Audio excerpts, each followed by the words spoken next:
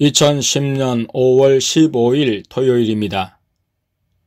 오늘 땡땡다움 집사님 부부는 원룸 생활을 마감하고 예수님이 마련해 주신 아파트로 이사를 했습니다.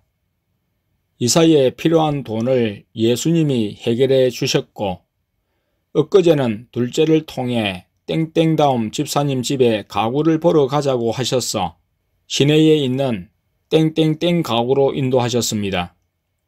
거기서 장롱과 식탁, 소파를 구입해 하셨습니다. 땡땡다움 집사님이 퇴근을 하고 바로 가구점으로 왔는데 예수님의 인도에 순종하여 예수님이 골라주시는 가구로 구입했습니다. 인터넷을 통해 제품과 가격을 알아보고 간 터라 가구점에서도 어느 정도 가격을 낮추어 주었습니다. 배달은 토요일 이사 날짜에 맞추었습니다. 그리고 원룸에서는 주인이 사준 가스레인지라 이사하면 가스레인지를 구입해야 했는데 예수님께서 전자마트로 인도하셔서 새것으로 구입하게 하셨습니다. 가스레인지는 지난번 구입한 드럼 세탁기와 함께 토요일에 배달해 달라고 주문했습니다. 오후 둘째가 작년 담임인 초등학교 선생님을 찾아뵙고 돌아왔을 때 예수님께서 이사한 땡땡다움 집사님 집으로 간다고 하셨습니다. 먼저 우리 가족은 땡땡땡 피자 가게로 인도하셔서 저녁 식사를 하게 하시고 땡땡다움 집사님 부부를 위해 피자 한 판을 구입하여 들고 가게 하셨습니다. 그리고 성도들에게 연락을 해서 땡땡다움 집사님 집으로 모이라고 하셨습니다. 크고 작은 가구는 제자리를 잡았고 작은 짐들은 정리 시간이 더 필요했습니다. 집사님 집에서 초원교회 네온 십자가가 바로 보였습니다. 땡땡다움 집사님 집에서 밤 11시까지 머물다 예수님이 다시 성도들을 교회로 모이게 하셨습니다. 2010년 5월 17일 월요일입니다. 오후에 예수님께 베란다 화분을 사주시도록 둘째를 통해 부탁드렸습니다. 나중에 가자고 하셔서 기다렸습니다.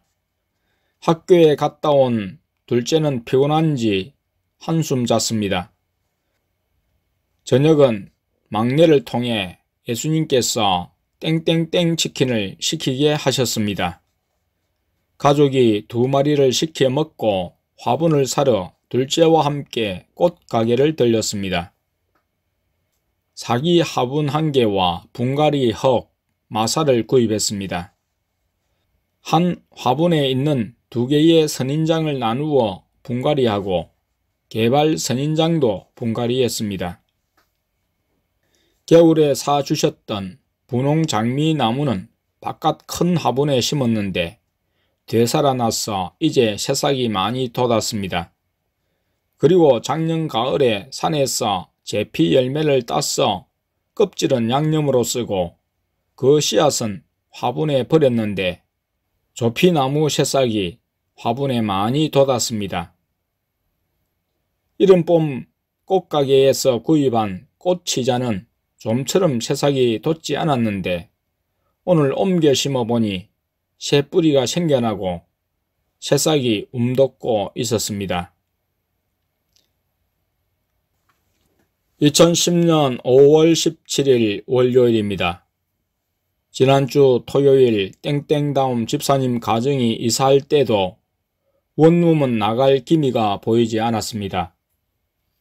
집주인도 돈이 없다고 하면서 원룸 세가 나가고 다른 사람이 들어와야 보증금을 돌려줄 수 있다고 했습니다.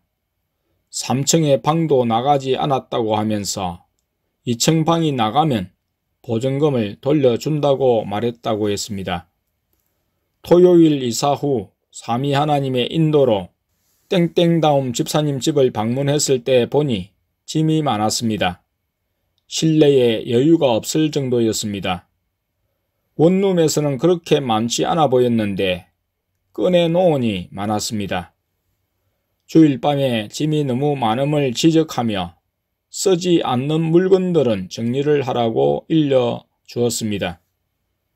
서울에서 모든 것을 버리고 지역으로 내려왔지만 또 이사 올 때 많은 짐을 버렸다고 했지만 여전히 짐이 많았습니다. 분명 쓸데없는 짐을 욕심으로 가지고 있는 것이 있어 보였습니다. 어떤 것을 버리고 안 버릴지는 집사님 부부가 알아서 해야 했습니다. 나그네 의식을 가지고 살려면 세상 욕심을 버려야 합니다.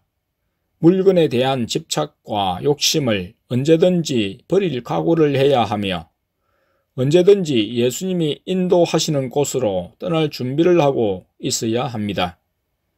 짐이 많은 것 때문에 이사가 부담스럽지 않으며 또 짐 때문에 집이 좁다는 불평이 나오지 않도록 늘 쓰는 물건 중심으로 단순화시켜야 합니다. 많은 것을 욕심으로 쌓아두면서 다 쓰지 못하고 가진 것으로 든든해하는 마음을 버리고 예수님의 인도받아 사는 것으로 만족할 수 있어야 하겠습니다. 부부가 집에 가서 짐 정리를 했다고 했습니다. 그리고 오늘 원룸 집 전세가 나갔다고 했습니다.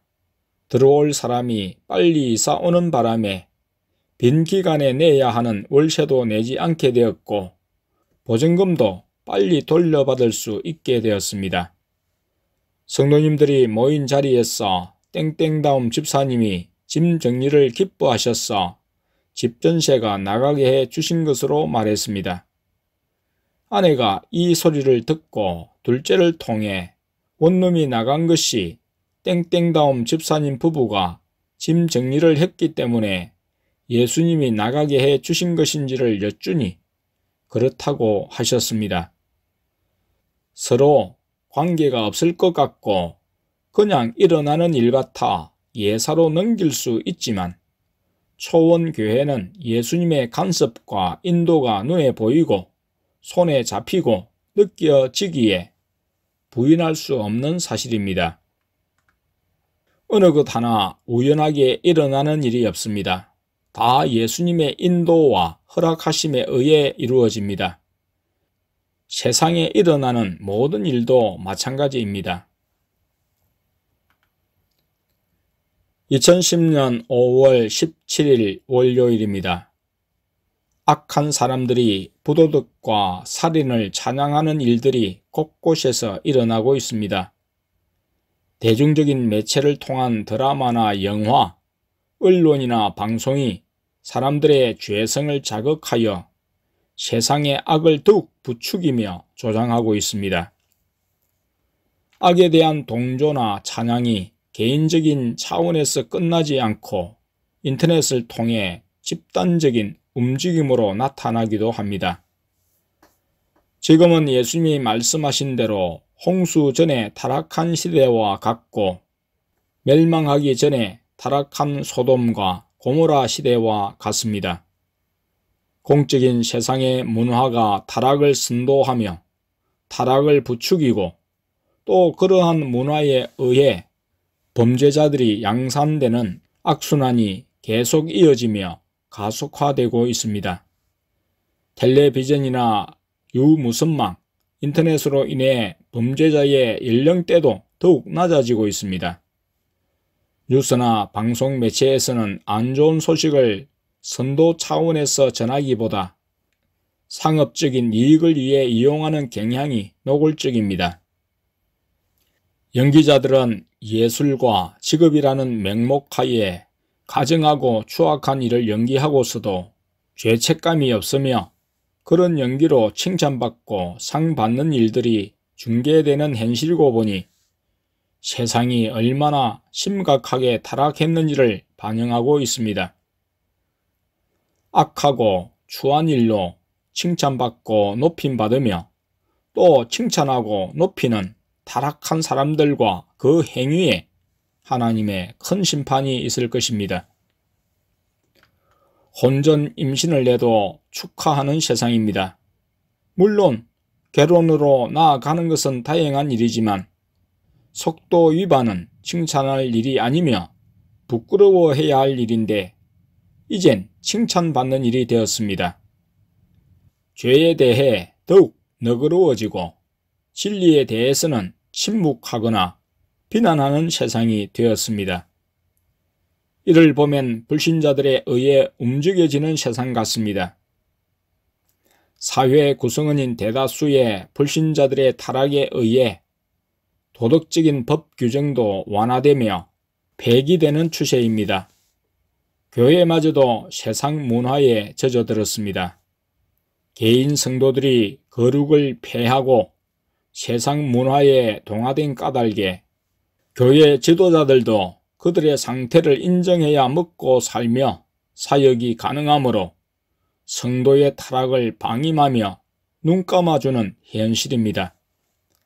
세상 정부는 경제적으로 백성을 잘 살게 해야 정권을 보존할 수 있기에 더욱 사람들의 욕구에 민감하며 그것을 채워주려 범죄를 합법화하여 범죄를 부추기면서 한편으로는 범죄를 억제하는 법들을 만들어냅니다.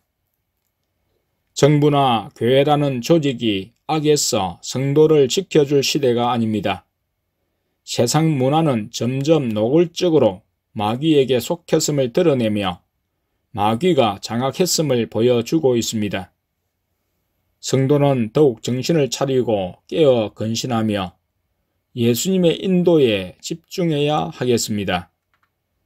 예수님의 인도 속에 있을 때만이 타락을 피해갈 수 있으며 믿음을 지킬 수 있습니다. 예수님 안에서 말씀 순종하여 믿음의 정절을 지키며 인내하는 자들에게는 하늘의 영광에 참여하게 하실 것입니다. 하지만 하나님을 떠나 패역하고 음란한 자들과 타락한 문화, 영화, 드라마, 연극, 음악 등을 예술과 직업이라는 이름으로 칭찬하며 따르는 자들에 대해서는 하나님의 심판이 있을 것임을 알아야 합니다. 이래 결국을 다 들었으니 하나님을 경외하고 그 명령을 지킬지어다. 이것이 사람의 본분이니라. 하나님은 모든 행위와 모든 엄밀한 일을 선악간에 심판하시리라. 전도서 12장 13절 14절.